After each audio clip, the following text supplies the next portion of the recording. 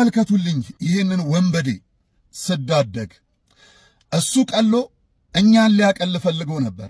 ነገር ግን ኦርቶዶክሳውያን ስነ ልቦናችን አይደለም፣ የሰው ልጆች ሁሉ ክቡር የሆኑ የእግዚአብሔር ፍጥረት ናቸው ብለን የምናስብ የእጆቹ እጅ ሥራ ነን።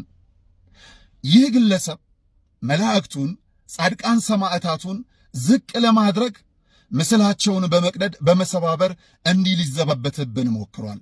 ወዳጄ የሰማያዊ ዓይን ስለተዘጋብህ የምድሩን አንድ ምሳሌ ልስጥ።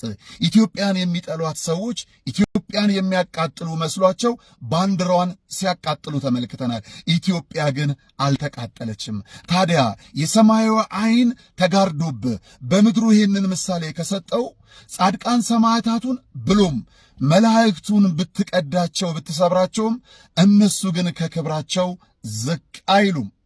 ይልቁንም ያንተን ማንነት ያንተን ስዳደግ መረን ለቀቅነትን አየነበት። ፍርድ ብለን ለምድር ነገሥታት አቤት አንልም። ምክንያቱም ምናልባትም እነሱ ከጀርባቸው ካልኖሩ በቀር በዚህ ልክ በዚህ ሁኔታ በዚህ ፍጥነት ኦርቶዶክሳውያን ላይ ይሄ ሁሉ መከራ ይሄ ሁሉ እንግልት ይሄ ሁሉ ድፍረት ይታያል ብለን አናስብም። ኦርቶዶክሳውያን ባለማዕተብ የመልአኩ ቅዱስ ገብርኤል ወዳጅ የመልአኩ ቅዱስ ሚካኤል ወዳጅ ባለማዕተብ አንገት ላይ ያሰርክ ኦርቶዶክሳውያን እውነት ኦርቶዶክስ ከሆንክ ለዚህ መረን ለለቀቀ ወጣት ቅጣቱን ሰጥተህ በቅርቡ ምላሹን እንደምታሳየን እናምናለን።